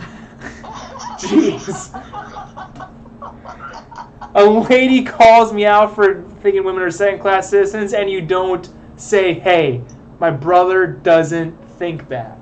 Thanks. Right, yeah. And it's like, my gosh, and then I'm looking at this conversation that you had with, John Holmstrom, and I'm seeing that conversation was, 3 days ago. Yeah. And it's like, I didn't even read this, I didn't even read this until just now. Mm-hmm. And I'm going, and I'm just there going, dude, and so, I'm glad you told him to relax, because he really did need to relax. I mean, when he's, using the F-bomb at you, and he can't even be civil, and he can't even have an open dialogue with you, I mean, that just gets crazy. I mean, people on Facebook get really, really crazy. I mean, it's like, because they're not with somebody face-to-face, they think they can say whatever they want, act however they want, be as mean as they want, when you were talking to him, were your feelings hurt when you... my feelings weren't hurt with him, because I understand where he's coming from. I was trying to make an argument for just listing a bunch of things the country does that's bad. It might not be a good enough reason to not do trade with them. If we can benefit from them financially, why not? Yeah. But of course, I disagree with Russia, and I really don't like how Trump handled the whole Russia thing when they met or whatever. I think Trump looked weak next to Putin. Yeah, and I really feel like the media just went into absolutely hysterics about that.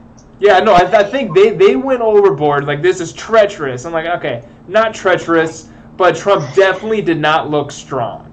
It almost it looked because I didn't vote for Trump, but if I did, I would vote for it because he's strong against other countries, but he was not strong here. I'm like, that's almost frustrating. Yeah, and the thing is that what a lot of people were saying, and I think Fox News brought it up best, Putin isn't so much looking how Trump acted at that meeting, at that press conference, as so much as the policies that Trump has against him, the sanctions, everything that Trump has done that has been tough on Russia. That's what Putin is looking at.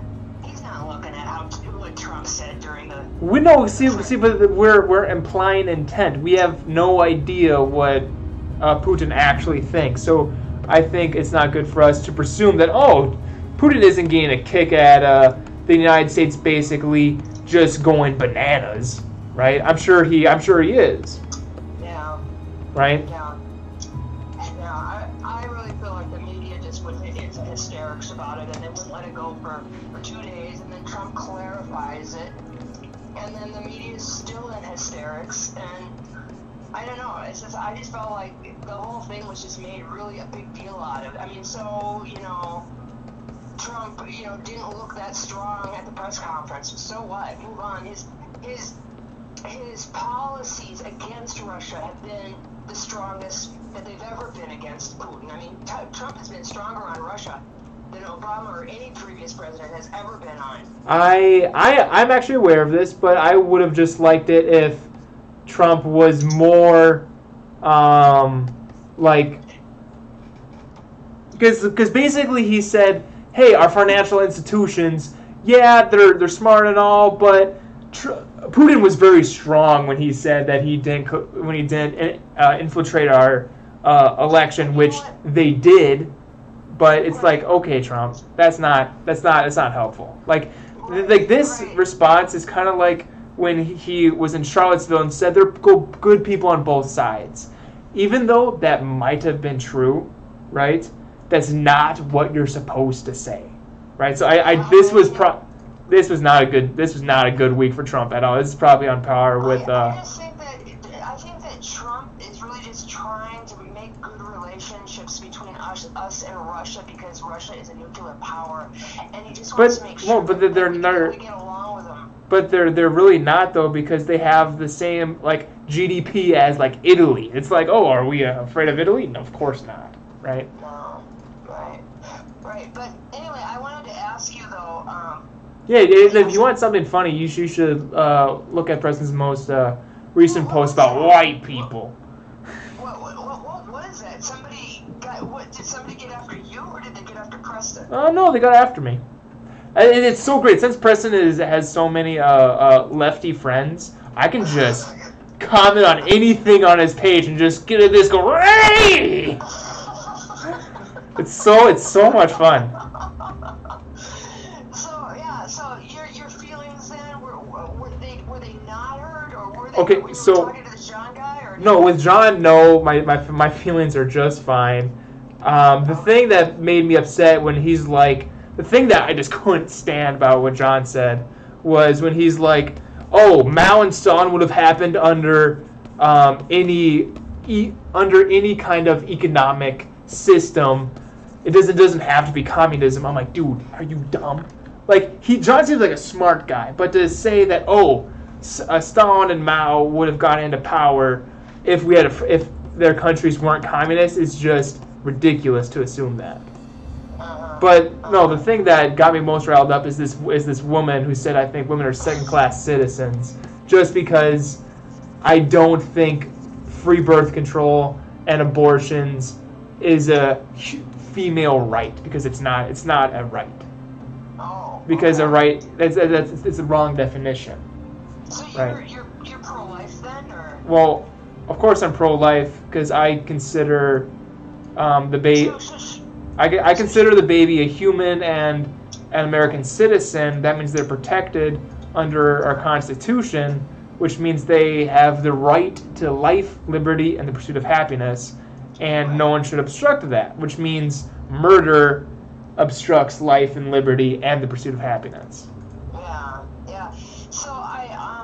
So this gal was saying then that because you didn't believe in abortion, that meant women were second-class citizens? Is that what she was saying? No, she was like, where is it? She said, let me find it. So were your feelings hurt with this gal? Was she cursing like John was? No, she didn't curse, but she made a straw man out of me, and I'm like, what are you doing? So for instance, she says, in addition, conservatives are often won't to complain about people on welfare having too many babies that also need to be supported. Seems to me that the easiest solution to that would have make birth control affordable or free and easily accessible. And my thought is, well, she's talking as if I believe that, like, what? She says that because, like, oh, conservatives say they're pro-life, but then when the kid's not born, or if they don't want to have abortions, they should want to have free birth control. But my thing is, I do want birth control to be easily accessible, and I almost consider, hey, kids should, if you're 12 or 13, it should be mandatory that kids take birth control just to reduce teen pregnancies and abortion rates. But she thinks that I think along the classic Republican idea. So it's like, okay, for one, she's straw-manning right there. Then she says that, she's like, do some research on birth control outside of contraception. Many women use it to manage their PCOS. I'm thinking that's just period. And they have severe pain and acne and to prevent ovarian cancer. And it's like, this lady assumed I didn't know that. Of course women take that to regulate their cycle, to help them with their abdominal pain. I know that, but she assumes I don't. And then she started off with, I actually felt sick to my stomach, Taylor, when you said women's health is a privilege, not a right. I think it's the crux of the issue. I'm like, maybe instead of saying privilege or a right, say a service. Kind of like how roads. Like the fact that roads are provided for us. It's not a right, but it's still provided for us.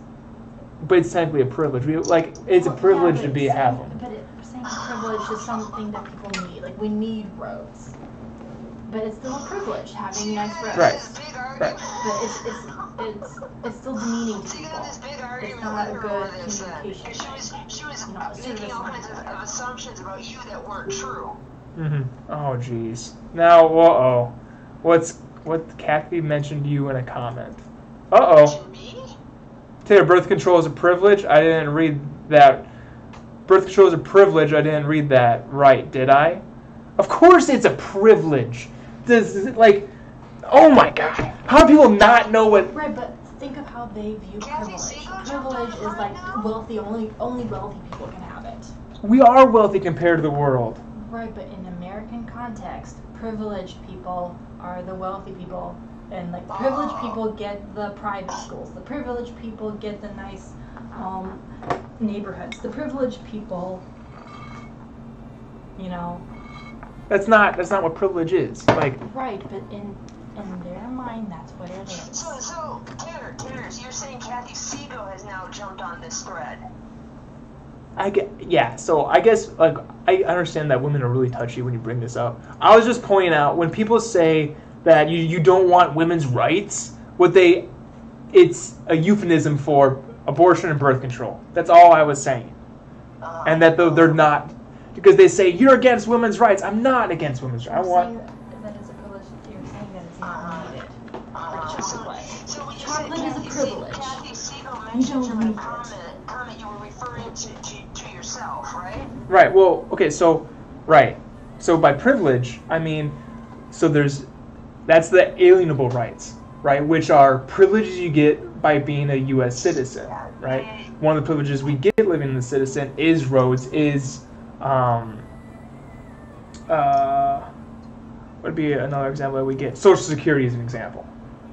Medicaid is an example. Your dad and I really, try not to jump on these threads. No, I'm so excited about this thread because I'm gonna make a gigantic response, not on Facebook. I'm gonna make it on Photoshop, break it up into a bunch of pictures. I might even do a video response because I don't think Preston understands what I actually believe, because we're talking about different. We're using the same words, but we have different definitions, and it just gets on my nerves more than anything else. Because it's like we can't have a discussion if we're using different terminology.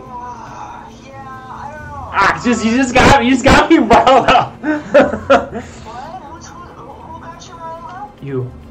Me? Yeah. Why? because now I'm talking about it, and I'm like, I gotta get to it. No. This is the thing.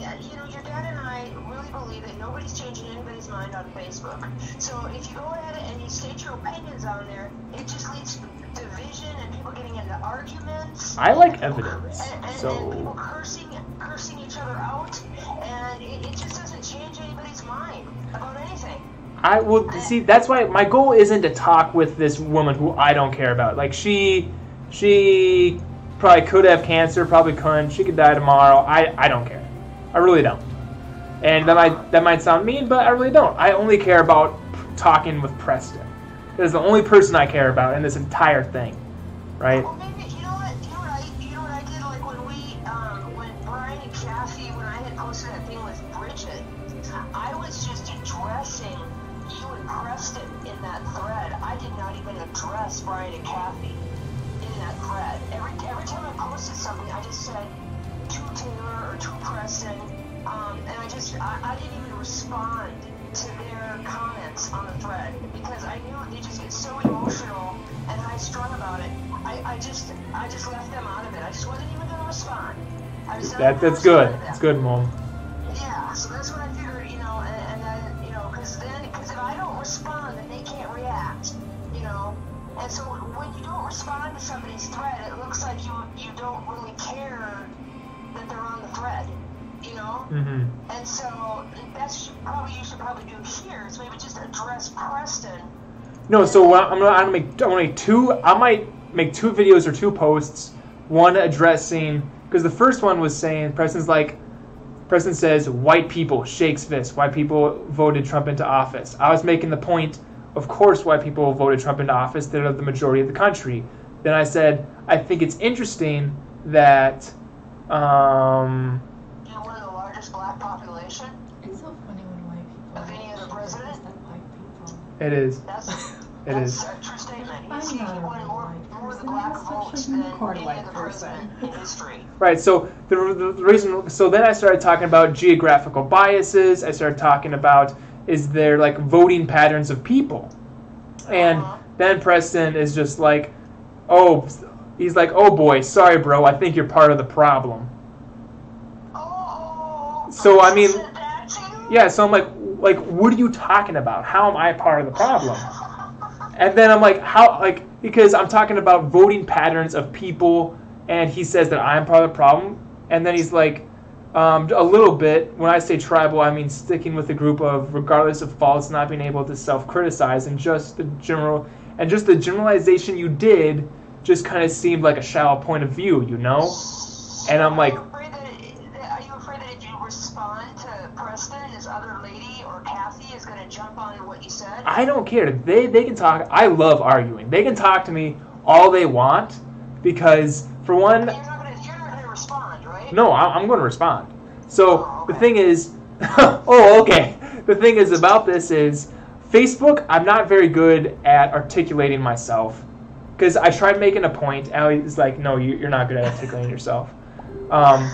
So Preston's like, also, I'm not going to take any stats you say at face value without links. I'm like, oh my god, Preston. So this was something that was originally started on Preston's timeline. Right, because his argument is, his argument is that, if there's anybody that you don't want to talk to on the thread, just don't address them on the thread. Just